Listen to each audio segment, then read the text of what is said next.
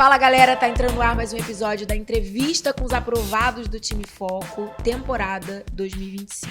Esse ano, esse time, assim, ele conseguiu ficar ainda mais insuportável do que ele já era. Se eu não me perdi nas contas, nessa altura do campeonato já são mais de 130 Fockers aprovados nas melhores universidades públicas de medicina do Brasil. No Enem, só pelo Enem, foram 80 aprovados, 46 na Medicina UERJ, mais a galera que foi sendo aprovada em vestibulares isolados. FAMEMA, FAMEP, UniOeste e por aí vai. Cada uma melhor do que a outra. A de hoje, inclusive, eu tenho certeza que você vai gostar, assim, muito. Fica por aí comigo depois dessa vinheta pra você conhecer a história da Isabela, que foi aprovada na Med Uni e tem, assim, um mundaréu de coisa pra te contar do que foi acontecendo no meio desse caminho. Tem um monte de coisa, inclusive, que eu mesma contive a minha curiosidade pra não perguntar antes, porque eu queria descobrir junto contigo aqui, agora, na entrevista, na espontaneidade, no improviso. Fica aí, fica. Ninguém sabe mais sobre aprovação em medicina do que o Time Foco Medicina.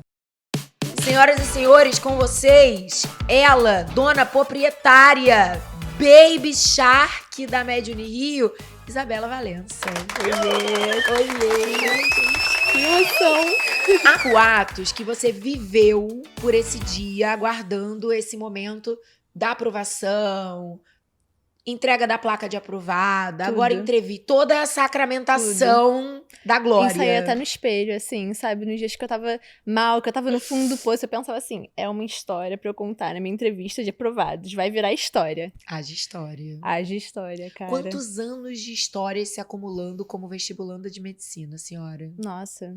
Assim, 3 de cursinho, 4 contando com o ensino médio, mas eu sempre quis medicina, né? Assim, não sempre, mas desde o meu 7º, 8º ano, assim, de escola, eu já tinha certeza que era o que Começou eu queria. a ter aula de ciências do corpo humano, você falou. É isso, é isso.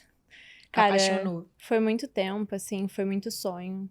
Não foi só eu que sonhei, foi um sonho que envolveu muita gente, assim, e tá aqui cara, é a realização de um sonho, assim, além da aprovação, é a realização de um sonho. É uma etapa, né? Que concretiza mesmo, caraca, aconteceu. Porque tem momentos que eu tenho certeza que você ainda se pega assim, meio se beliscando e falando, cara, é real, tipo, eu fui aprovada mesmo, não tem? Cara, assim, tem vezes, assim, às vezes eu abro o WhatsApp, eu vejo o grupo da faculdade, eu fico, gente, grupo da minha faculdade, eu estou na faculdade de medicina. Isso, de fazendo medicina, o curso que fazendo eu o que eu realmente quero. quis, numa faculdade federal, que era o que eu sonho, sabe, assim...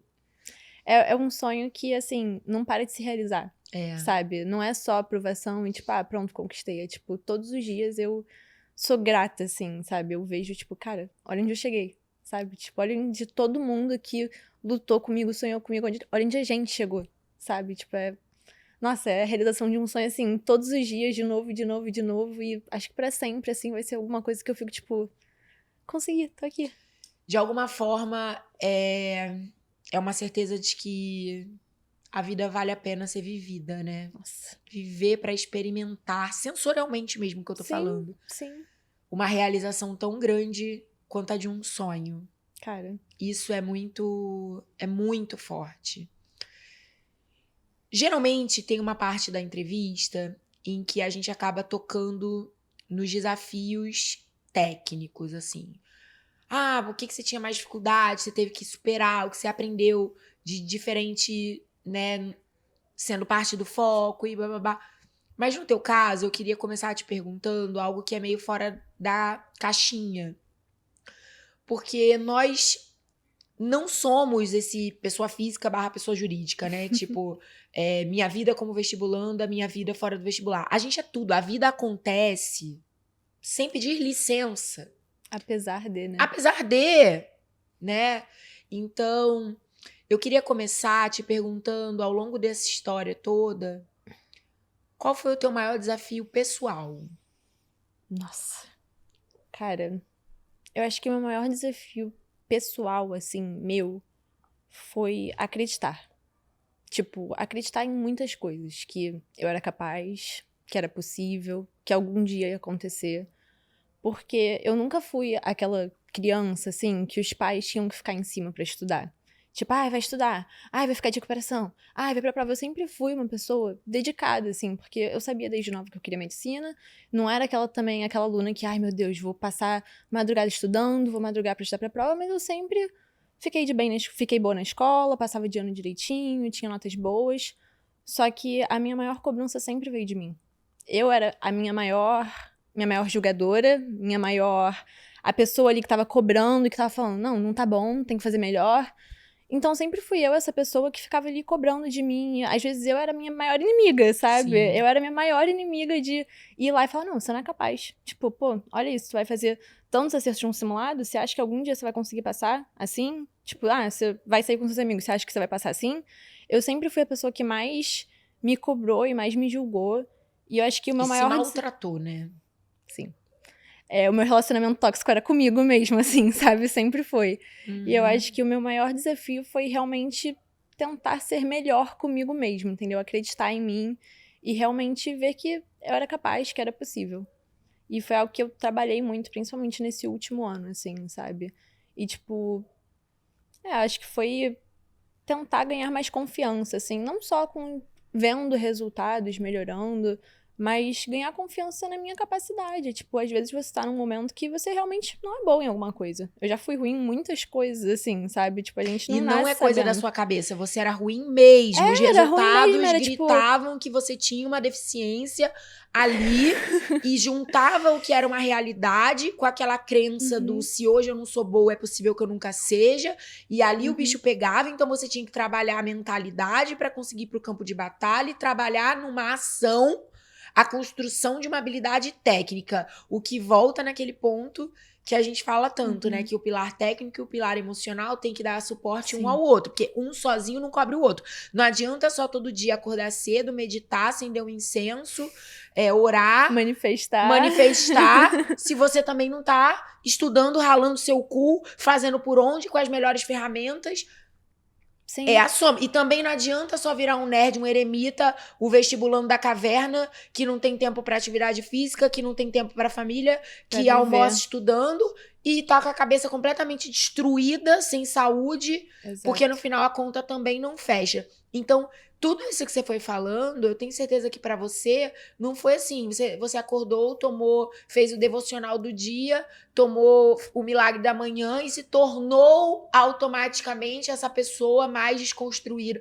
Cara, foi um processo de construção e desconstrução diária. E é sobre processos, né? Processo é uma palavra grande na minha vida, assim, porque foram muitos. E, cara, isso que você falou é realmente, tipo... Porque eu via muitas entrevistas e eu via as pessoas falando aqui, não, porque eu sempre fui boa, eu tava tirando notas boas nos simulados, mas o meu maior problema era o meu emocional. O meu maior problema não era o meu emocional, não era só o meu emocional. Eu realmente tinha coisas pra melhorar. Eu nunca fui, tipo, eu sempre via muitas histórias de pessoas falando, tipo, o meu último ano de cursinho foi o ano que eu passei, foi o ano que eu menos estudei. Foi o ano que eu tirei pra cuidar da minha saúde mental. E, cara, super respeito. Acho incrível quem realmente tira esse tempo pra cuidar de si. E eu acho necessário. Foi uma coisa que eu fiz esse ano. Mas só que em paralelo eu estudei muito. Foi o ano que eu mais estudei.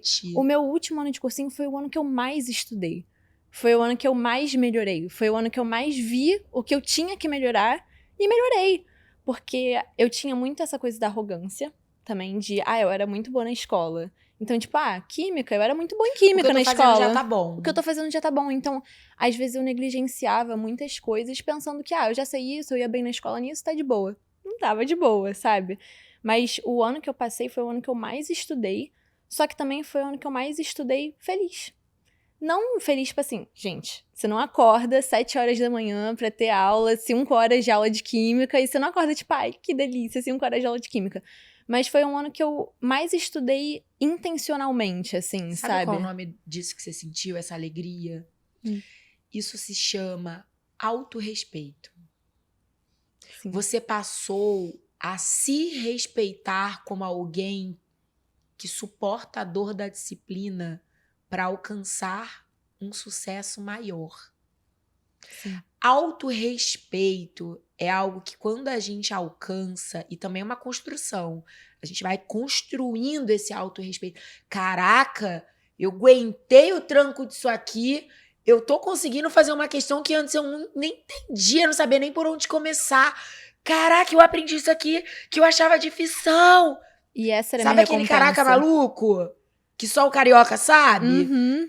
Cara, quando se começa a construir esse autorrespeito, é outro patamar, assim. Sim. Você descobre uma satisfação do suportar o processo, que as coisas fazem um sentido que antes não faziam. Você descobre alegria no processo, né? Você tá... Não é que você tá pulando 5 pulos. Gente, tipo assim, alegria mesmo é quando a gente passa, quando a gente conquista o que a gente tanto sonha.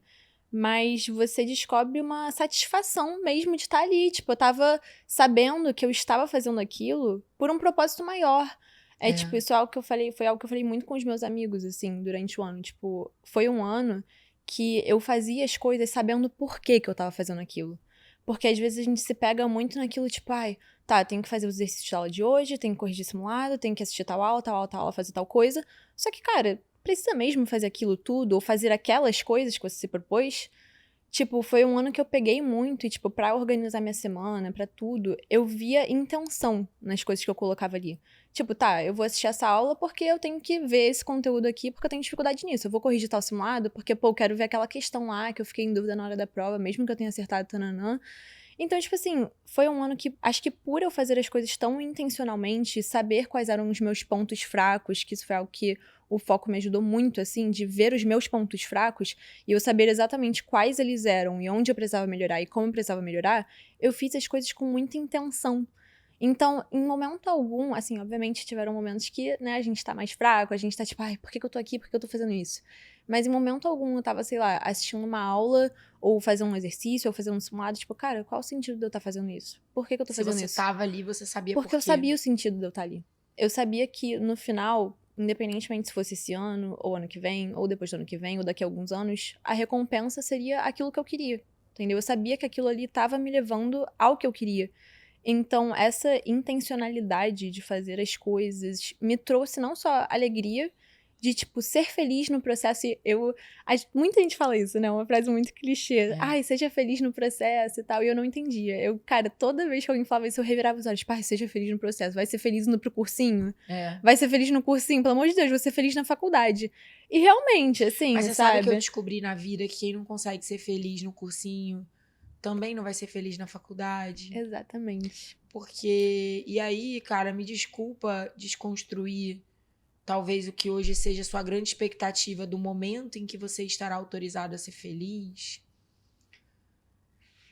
Mas passada a alegria, júbilo do dia da aprovação, cara, o dia a dia da faculdade não é tão diferente assim de qualquer outro dia a dia, de qualquer outra fase da nossa vida. Vão ter coisas boas, vão ter coisas não tão boas, vão ter pessoas que você ama, vão ter pessoas que você suporta e vão ter pessoas que você detesta e que mesmo assim você vai ter que conviver. Exatamente. E você vai continuar provavelmente se estressando no ônibus, no trem, no seu carro. Tem dia que você vai estar reclamando que o ar-condicionado vai estar muito frio, porque você é um pouquinho bastante mimado. E vai ter dia que você vai estar reclamando porque você tá com CC e ainda são 9 horas da manhã, porque o busão que você veio tava lotado e não tinha ar-condicionado. Porque não importa de verdade o que a gente tem ou o que a gente não tem ao nosso redor. A gente é confuso, a gente é caótico. O ser humano é muito caótico. Então, uma hora, como diz Guimarães Rosa, a vida aperta, a vida afrouxa. Que a vida quer da gente a coragem. E a gente tem que ter coragem pra viver, encarar. Essa frase que você falou. Nossa, essa frase me acompanhou. Me acompanhou, assim, o ano todo. Essa frase em específico, eu lembro que em 2023 você tava mandando áudios todos os dias também. Foi quando você começou com isso dos áudios, dos 30 dias antes do Enem, não foi? E eu salvei esse áudio em específico que você... Eu nunca tinha escutado essa frase antes, nunca tinha. Foi você. Eu escutei pela primeira vez de você. E você falou isso, eu falei, coragem. Coragem pra ser feliz até nos dias difíceis, sabe? Coragem pra ser feliz estando no cursinho, pra ser feliz estando na faculdade, pra ser feliz em qualquer momento, assim. E eu entendia muito errado essa frase de, ai, seja feliz no processo. Eu pensava que era aquela alegria de, ai, vou sair pulando por aí. A gente imagina que é uma alegria medicamentosa. Não. Só consegue atingir essa alegria frenética diante de dias ordinários, de problemas comuns, de decisões difíceis, se você tá à base de Prozac. Exatamente. É você encontrar alegria no simples, assim, Exato. na sua vida, cara. E às vezes é a alegria de beber um gole de água gelado que te refresca. Um copo de café. E daqui a pouco você já tá encarando uma outra coisa que já não tá te dando uma tanta alegria, mas aí 5 minutos depois você lê uma mensagem que te faz sorrir.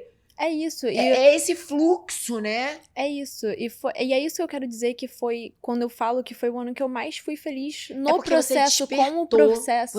Você se permitiu, eu acho que abraçar esse caos. Sim. Lembra que a gente falava isso? Cara, é caos mesmo.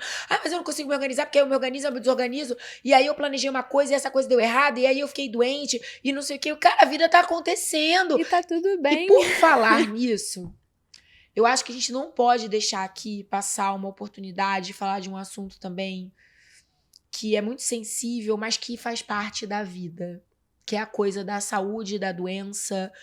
E eu vejo muitos vestibulandos num ano em que às vezes a pessoa teve 1, 2 semanas em que ela não rendeu bem ou que ela não conseguiu estudar bem porque ela teve uma virose, né?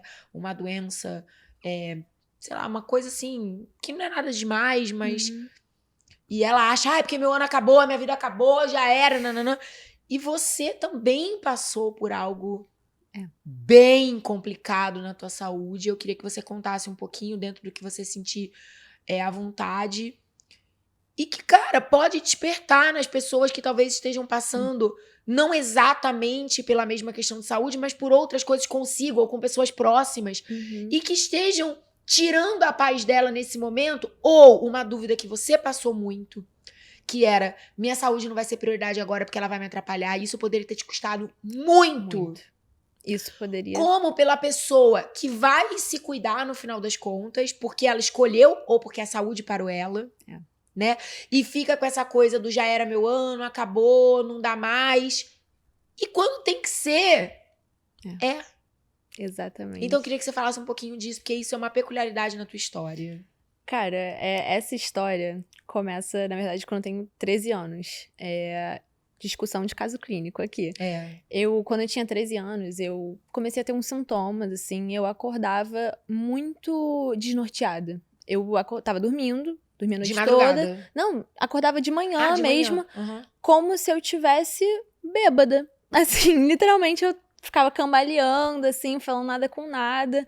Minha mãe, às vezes, ficava tipo, cara, tá bem? O que aconteceu? Me levou em neurologista, vários médicos e tal.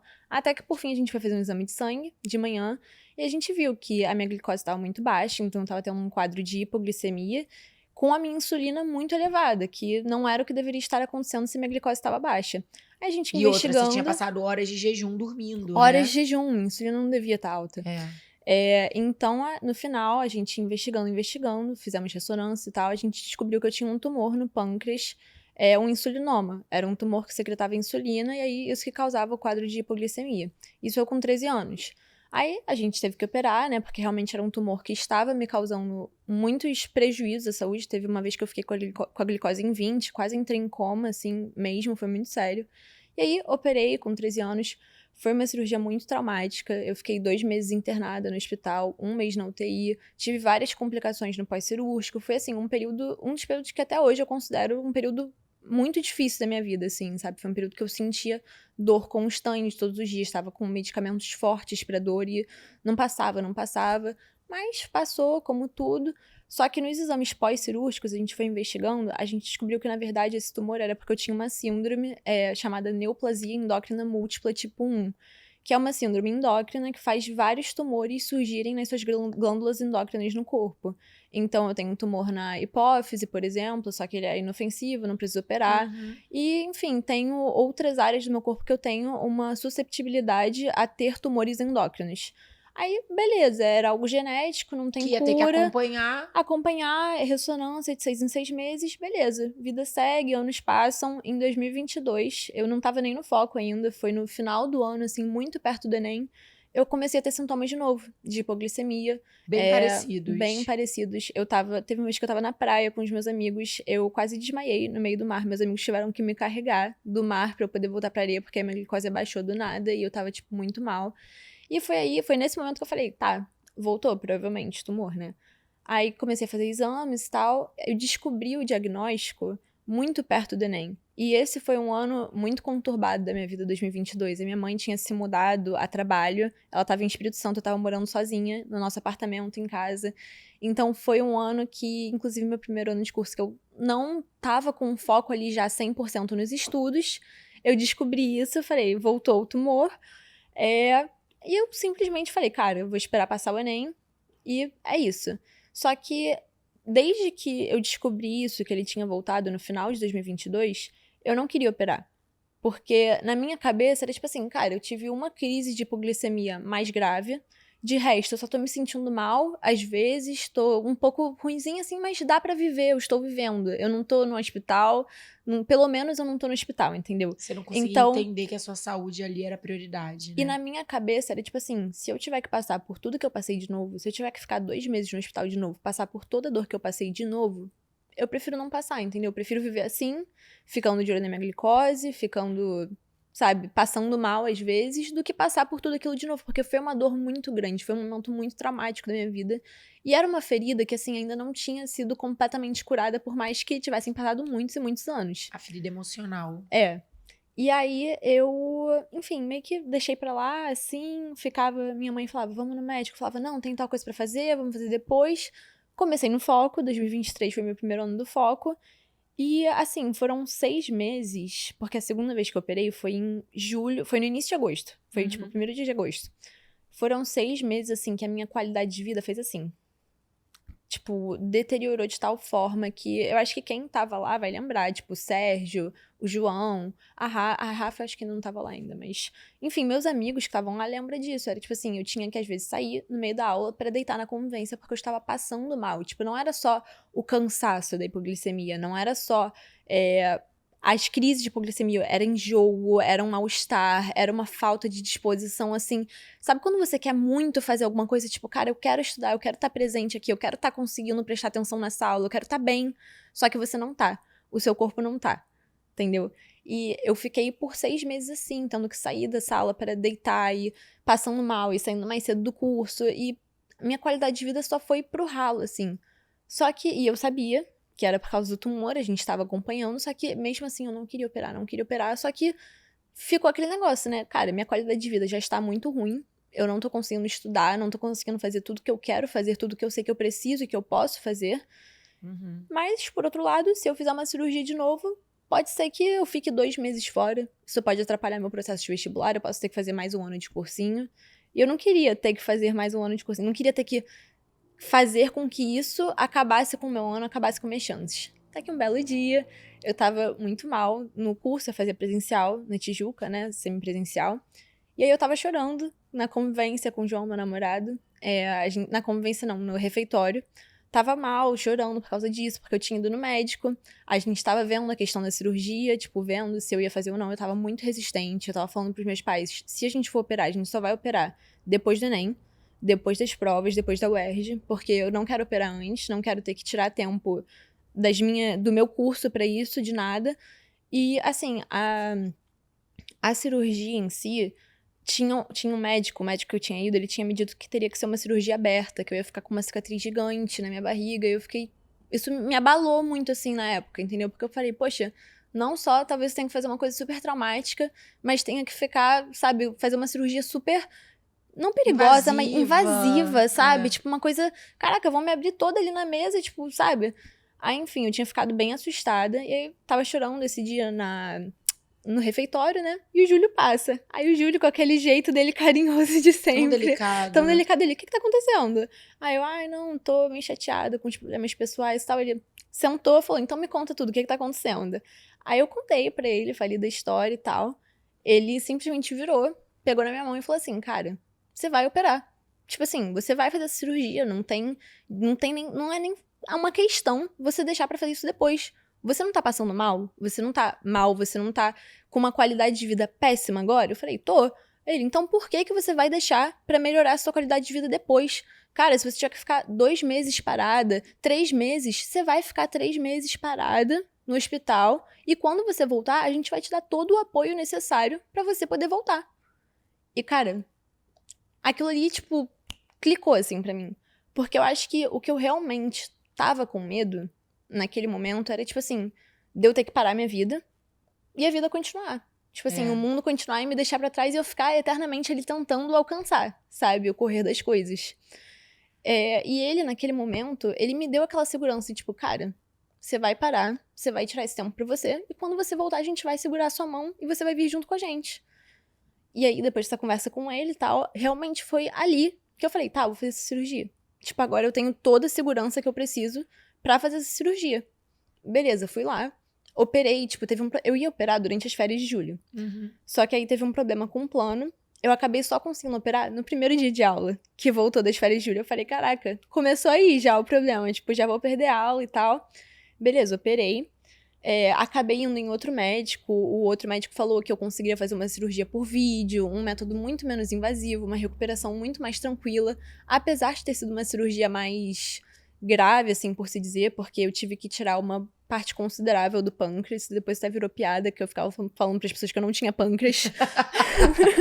Aí, tipo assim, é porque quando eu voltei pras aulas, todo mundo pergunta, você operou e tal, o que que houve? O que que você fez? Eu, tive que tirar uma parte do pâncreas. Aí as pessoas, você não tem pâncreas? Aí eu fiquei tipo, não, tá tudo bem, a parte que sobrou funciona, tá? Não se preocupa. Virou piada, todo mundo me conhece como a menina sem pâncreas agora. Mas tá tudo bem, faz parte, gente. Eu tenho pâncreas. Tenho 1/3, mas isso, tenho, tá, gente? Tá ali. Tá tudo bem. E olha, esse 1/3 vale por um inteiro. Vale por muito, funciona perfeitamente. Posso comer quantos doces eu quiser e tá tudo bem. Aí, enfim, eu fiz a cirurgia. Acabou que foi uma recuperação, assim, infinitamente mais tranquila. Graças aos profissionais que estavam lá comigo, né? O meu médico me operou, uma pessoa que eu admiro demais. O hospital que eu tava, enfim, tudo contribuiu para que fosse uma recuperação super tranquila. Em 1 semana eu já tava fora do hospital e em 2 semanas eu consegui voltar pras aulas. Já, tipo, óbvio que com restrições, né, assim, tomando cuidado, tava com ponto ainda, mas, cara, consegui voltar. E o que ele disse realmente aconteceu, assim, sabe? Acho que todo mundo pegou na minha mão de tal forma, não só as pessoas, assim, os meus amigos, o meu namorado, que tava ali me visitando todos os dias no hospital, mesmo tendo curso, ele também é do Foco, mesmo fazendo as coisas lá. Os meus amigos, cara, a Manu do Foco também é do online, ela estava comigo, tipo, no dia da cirurgia. Ela e o João ficaram comigo até 11 horas da noite, até eu voltar da sala de cirurgia. Meus amigos do vestibular, da vida, estavam comigo num dos momentos mais difíceis, assim, pra mim. Porque aquela cirurgia foi eu enfrentar um trauma que eu tinha. Não foi só, vou na sala de cirurgia. Tipo, cara, era um trauma que eu tinha que tava sendo enfrentado ali. E todo mundo tava lá do meu lado. Vocês me mandaram flores. Eu cheguei em casa, tinham flores esperando pra mim. Eu chorei demais quando eu vi. E eu choro, assim, lembrando ainda, porque foi um momento que eu recebi um apoio que eu nunca imaginei que eu ia receber. De pessoas que eu nunca imaginei que iam me apoiar tanto. Você, o Rodrigo, o Júlio, o Thiago, o Sérgio, todo mundo tava ali super preocupado, perguntando como é que eu tava, mandando mensagem. E assim, eu não teria conseguido passar por esse ano sem todo esse apoio, sabe? Realmente, não foi o ano que eu fui aprovada, mas foi um ano que eu me senti muito amada. Assim, por todo mundo que tava ali, por todo mundo que me ajudou nesse momento tão difícil pra mim. E eu me questionava, assim, né? Porque depois que acabou a cirurgia, a gente mandou o tumor pra biópsia, né? E, enfim, eu sempre me questionava, mesmo depois de ter voltado, tipo, poxa, será que não daria pra ter esperado e tal? Será que não teria sido melhor eu ter feito depois da cirurgia? Quando o tumor voltou da biópsia, o médico, ele falou que já tava começando a espalhar pros linfonodos. Tipo, um linfonodo já deu positivo, entendeu? Então, se eu tivesse esperado, cara, minha vida poderia estar em risco, assim, sim, sabe? Às vezes poderia realmente ter sido algo muito pior do que só mais um ano de cursinho. Exato. Poderia ter sido algo muito pior. Exato. E, cara, eu considero até hoje que, assim, o Júlio salvou minha vida. Tipo, realmente, tipo... Ele foi uma das pessoas que, tipo... Acho que sem aquelas palavras dele naquele momento, eu não teria feito a cirurgia. Eu teria deixado pra depois. E eu não sei o que teria acontecido se eu tivesse deixado pra depois. Sabe? Se eu não tivesse me priorizado naquele momento acima de tudo. E... realmente, não foi o ano que eu passei. Não foi o ano que eu conquistei minha aprovação. Mas depois de tudo eu entendi por que eu não passei. E assim, logo no ano seguinte, você foi aprovada. E a pessoa que você se tornou, a partir que você foi se tornando, a construção que a gente estava falando, né?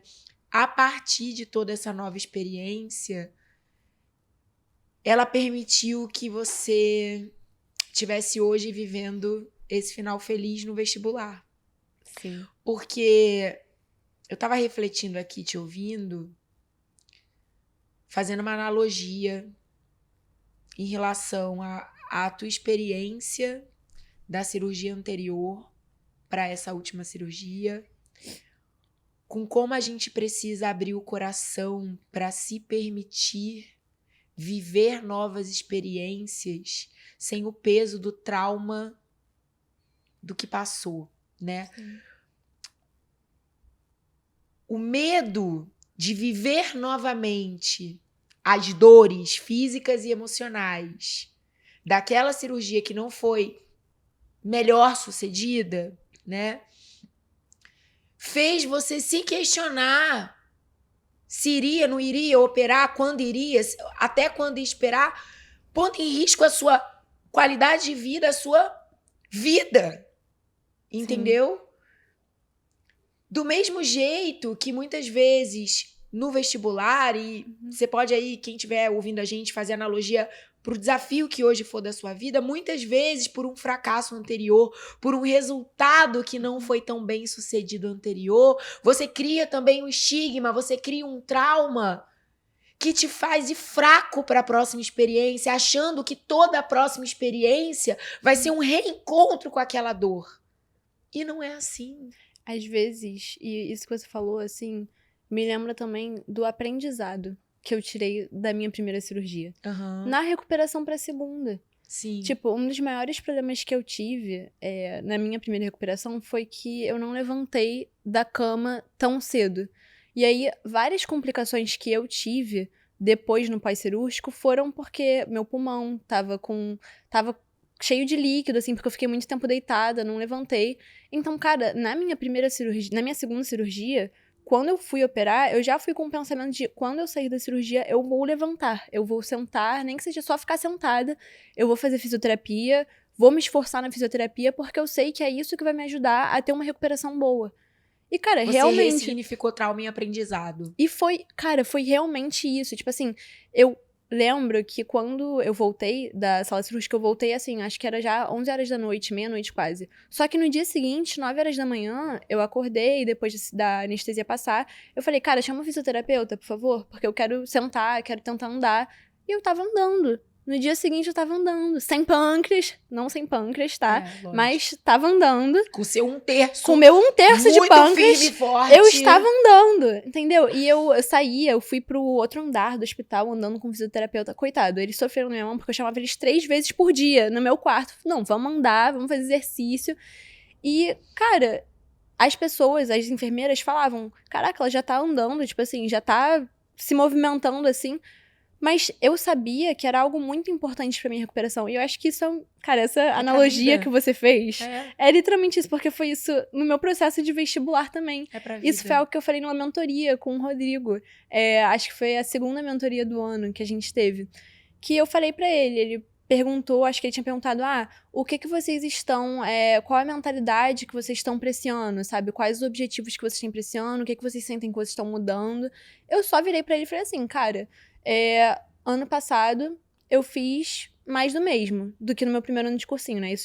Essa mentoria foi no meu terceiro ano de cursinho. Você mudou o cenário externo, mas você não mudou o interno. Não mudei o interno. Eu achei que só fazendo exercício, eu conseguia, fazendo muito exercício, assim, uma carga absurda de exercício, tava de boa, prestando atenção nas aulas e tal. Ok, isso não me deixou conquistar o que eu tanto queria. Então, cara, se eu fiz isso e eu não consigo o que eu queria, é porque alguma coisa tá errada. Alguma coisa eu fiz errada ali. Então, esse ano eu parei, sentei, analisei o que eu poderia fazer diferente. Não, e uma grande virada pra mim em 2024, que era muito nítida, assim, é que 2023 você veio pro time Foco. 2024 você se tornou Fokker. Sim. Sim. Entendeu? Você se tornou Fokker, ou seja, até me arrepia falar isso. Em 2024, cara, você tava completamente, assim, simbiótica.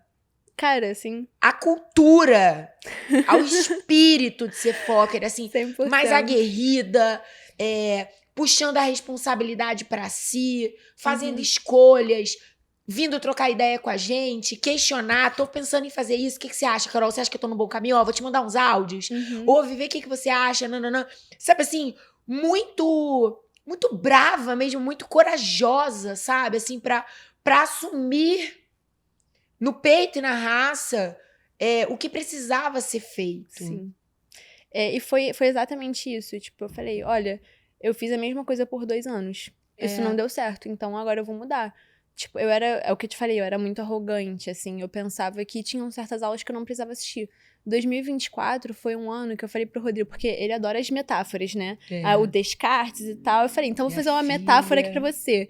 Esse ano, eu tô que nem a tábula rasa do Locke lá, entendeu? Eu sou aqui uma esponja, vocês vão despejando conhecimento em mim. Me ensinar, eu tô aprendendo. Vocês vão despejando conhecimento em mim, eu fico aqui, assim, só pra absorver tudo. Entendeu? E foi isso, cara, porque na minha cabeça era tipo assim, tá, eu acho que eu tenho algumas deficiências de base ainda, por mais que dou admitir isso no meu 3º ano de cursinho, tem algumas bases que eu preciso solidificar. Então eu ficava nas aulas, eu tinha os meus caderninhos, os icônicos caderninhos, que eu anotava literalmente tudo. Você suspirava na aula, o suspiro da Carol. E era assim, sabe? Foi essa minha construção de base que eu acho que me levou a ter essa visão diferente do processo também, assim, porque eu me sentia mais segura pra fazer os exercícios, e eu acho que era isso que eu precisava, entendeu? Então, foi um aprendizado que eu percebi que eu tava fazendo alguma coisa errada. Nesses 2 primeiros anos de curso, tinha alguma coisa de errado e eu precisava mudar. Então, eu parei de ter medo de mandar mensagem. Nossa, eu te mandava uns áudios, assim, surtando. Eu lembro que perto da UERJ eu te mandei uns áudios chorando, falando, cara, eu quero ir pra praia. Mas você sabe que é esse tipo de comportamento que me deixa mais tranquila em relação a saber que o aluno tá fazendo as viradas de chave. São essas trocas. Eu fico muito angustiada quando eu vejo um aluno que tá passando por esses processos e dúvidas e questões muito fechado na caverna dele. Isso é muito perigoso. Porque, às vezes, a gente dá tanta vazão para as vozes da nossa cabeça que a gente se perde dentro das nossas próprias ideias doidas. A gente é muito doido. Aquela coisa que a gente falou, o ser humano é por si confuso, caótico. Exato. Então, às vezes, você parar para organizar a sua ideia enquanto você grava um áudio para outra pessoa, que é seu mentor. Eu falo, a gente é mentor, a gente não é guru. Então, o que a gente compartilha com vocês são experiências. A gente só é mais velho, a gente só viveu mais coisas, a gente só construiu mais histórias antes de vocês. Então, assim, quando você vem em conta sua, eu consigo de alguma forma falar, cara, vai por esse caminho, a chance é essa, vamos testar, vamos ver, vamos, né? Então, você ter a sabedoria de ter usufruído de tudo isso nesse ano foi um diferencial muito, muito, muito grande. Cara, foi justamente isso. Eu peguei aquela frase que você sempre fala, pra mim, assim, tá no prato, a gente janta. Tá no prato, a gente janta. Porque eu também, às vezes, tinha um certo vitimismo, assim, sabe? Porque eu ficava assim, ai, vestibular de medicina, é tão concorrido, é tão difícil, a gente não sabe o que vai cair no Enem, é tão injusto. Ai, mas é porque é muito conteúdo, é uma prova tão... Ai, essa TRI não faz sentido nenhum. Ficar na mão de TRI. Ai, que horror. Nossa, isso de ficar na mão.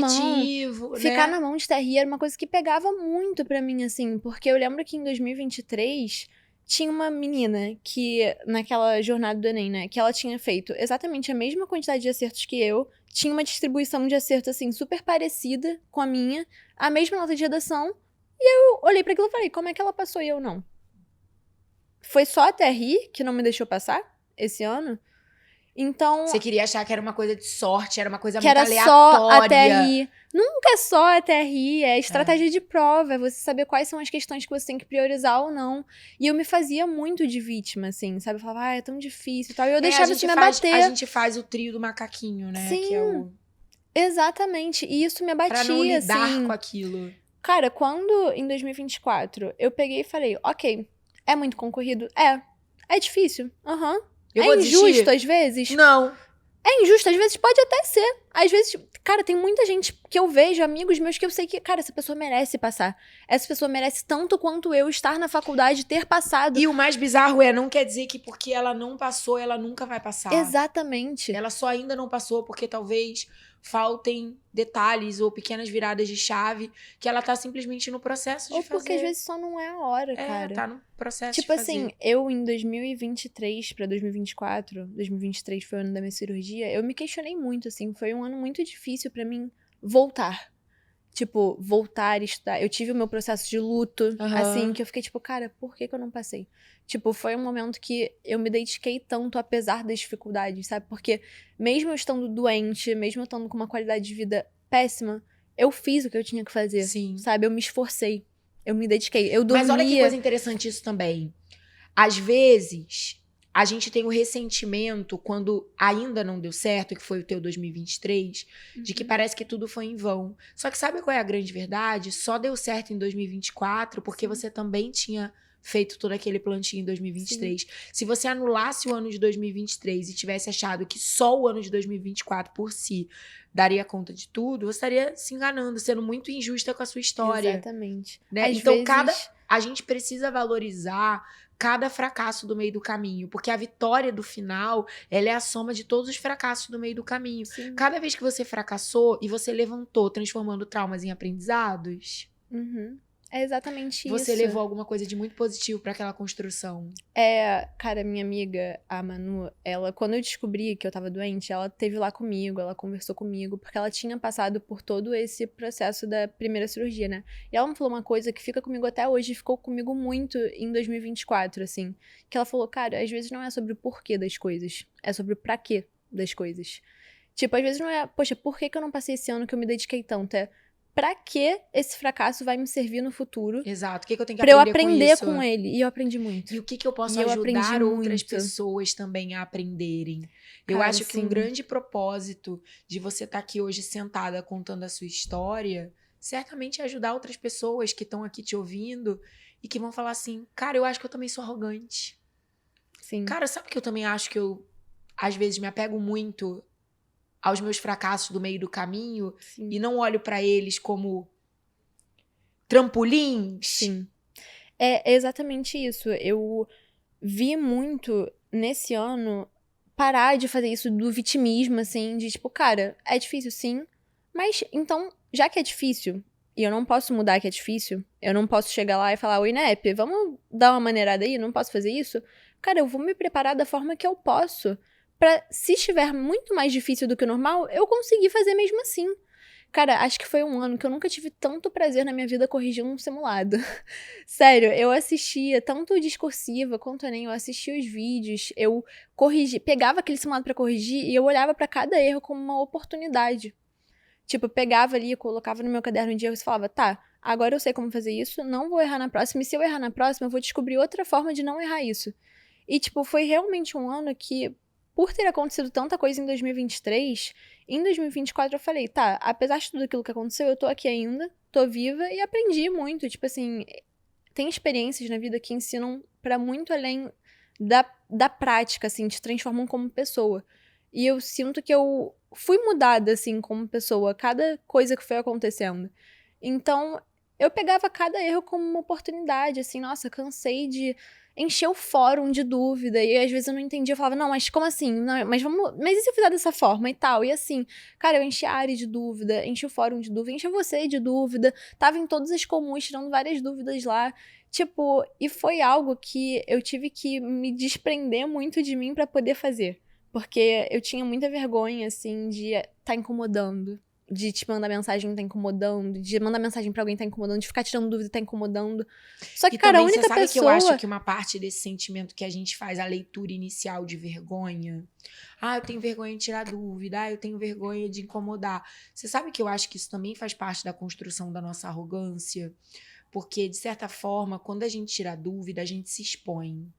E quando a gente se expõe, a gente se vulnerabiliza ao julgamento do outro. Sim. Eu estou fazendo certo ou eu estou fazendo errado? Nossa, sim. Entende? A gente então, a mostra gente que não muitas sabe. vezes esconde as nossas vulnerabilidades sob a casca da vergonha, mas não deixa de ser uma arrogância.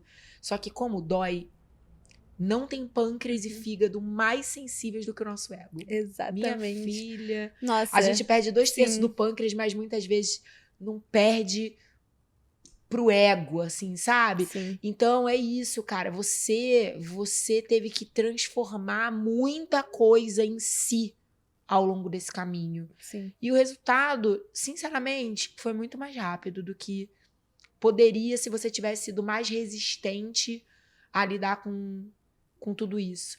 Talvez se você tivesse sido vítima por mais tempo, teimosa por mais tempo, arrogante por mais tempo, envergonhado, como cada um queira chamar, se eu não tivesse passado em 3, se eu tivesse passado em 5, em 6, em 7, por isso que eu falo que cada um tem um tempo, porque muitas vezes esse tempo é esse tempo de despertar, esse tempo de amadurecer, esse tempo de abraçar a coragem. Exato.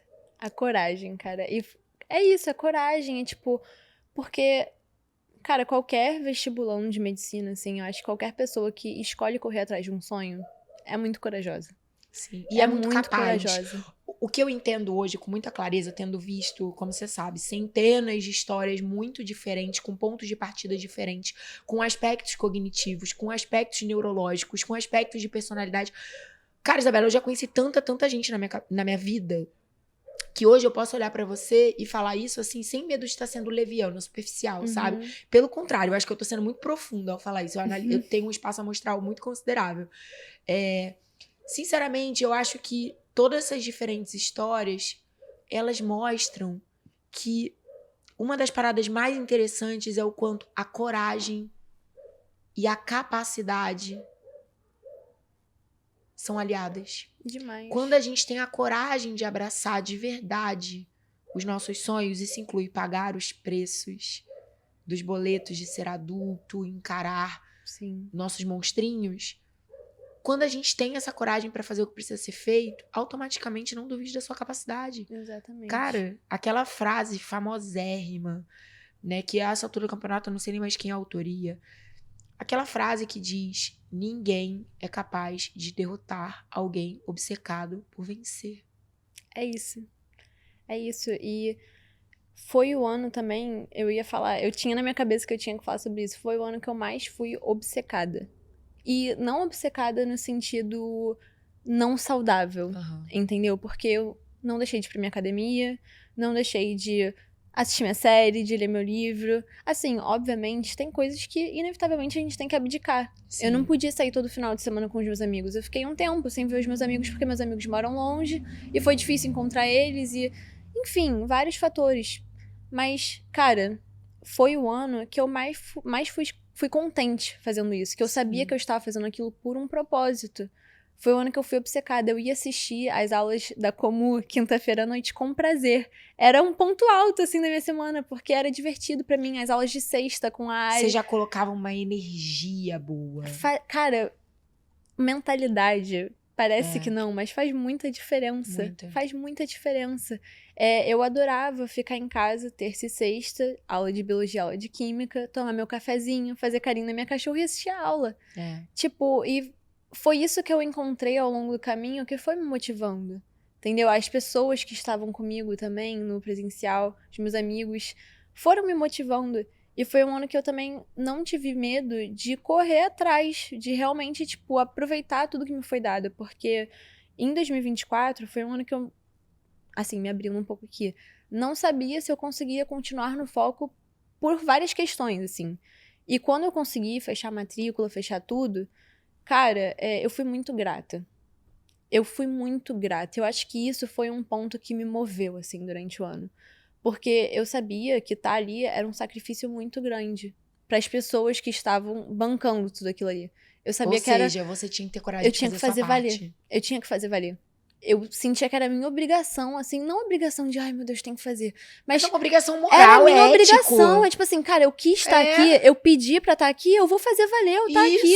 Eu vou usar tudo que eu preciso, tudo que eu tenho pra estar aqui. Isso faz parte do conjunto de valores que eu acho que sim. E é a gente isso, precisa entendeu? ter. E, cara, assim como tudo que eu tenho na minha vida é graças à minha família. E eu queria fazer esse sonho acontecer pra eles também. Cara, agora pode ser um momento Xuxa. Um beijo, você quer mandar um beijo pra quem? Minha mãe, meu pai, meu João, meu namorado, meus amigos, Manu, Rafa, Marlon, Matheus, todo mundo que esteve comigo ao longo desse caminho, minha duplinha Duda. Cara, se eu falar o nome de todo mundo aqui, eu vou ficar muito tempo, porque teve muita gente que me apoiou ao longo desse ano. Mas, cara, sem essas pessoas eu não estaria aqui.